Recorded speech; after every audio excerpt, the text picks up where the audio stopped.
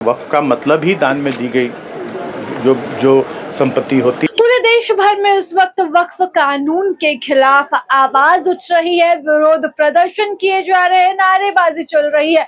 तो वहीं झारखंड भी इससे अछूता नहीं है। झारखंड में जहां एक और हेमंत सोरेन ने वक्फ के खिलाफ अपना मोर्चा खोल दिया, तो वहीं आज इस अधिवेशन में भी वक्फ बिल के खिलाफ प्रस्ताव पारित किया गया है।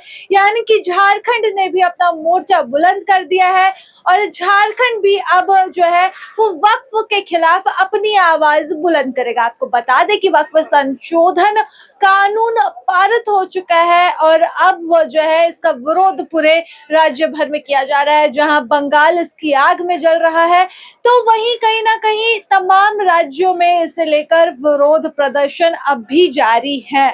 ऐसे में आप भी सुनिए पूर्व मंत्री मिथिलेश ठाकुर ने वक्फ कानून के ऊपर किस तरह से पीएम मोदी को घेरा है, बीजेपी को घेरा है और बताया है कि वक्फ क्यों खतरनाक है, इस पर हमला क्यों खतरनाक है। मतलब आप समझते हैं कि वक्फ का मतलब ही दान में दी गई जो जो संपत्ति होती है और वक्फ के लिए बोर्ड बना हुआ है, उसकी देखरेख के लिए पहले से ही बोर्ड बना हुआ है। बोर्ड की देखरेख में वो सारा संचालित होता है, उसके आय व्यय का पूरा ब्यौरा होता है।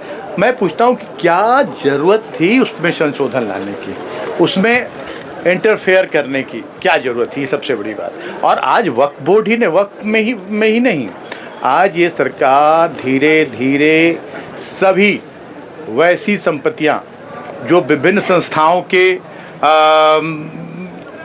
द्वारा संचालित हैं, उन सभी संपत्तियों पर उनकी नज़र है और वो सारी संपत्तियां लेकर वो अपने जो इनके धंधा सेठ लोग हैं, जो बड़े बड़े उद्योगपति हैं, अडानी अंबानी जैसे लोग, और उनको देने का की इनकी योजना। ये यहीं पर रुकने वाला नहीं है। आज इसका विरोध नहीं हुआ, कल सिखों के जो धार्मिक स्थल हैं, गुरुद्वारे हैं, उनके भी बड़ी बड़ी संपत्तियां हैं, इस्कॉन की बड़ी बड़ी संपत्तियां हैं, हमारे ईसाई भाइयों की बड़ी बड़ी संपत्तियां हैं, हमारे जो बड़े बड़े अखाड़े हैं, साधु संत महात्मा महंत हैं, उनके भी सैकड़ों एकड़ जमीनें हैं, बहुत सारी ऐसे संपत्तियां हैं। तो उन पर भी आने वाले दिनों में एक एक करके आज अगर इसका विरोध नहीं हुआ तो कल को कोई सुरक्षित नहीं है। ये गलतफहमी है कि ये सिर्फ मुसलमानों पर वार कर रहे हैं, सर मुस्लिम की संपत्तियों पर वार कर रहे हैं। ये सिर्फ सत्ता के लिए है। ये इनको एन केन प्राकरेन सत्ता चाहिए।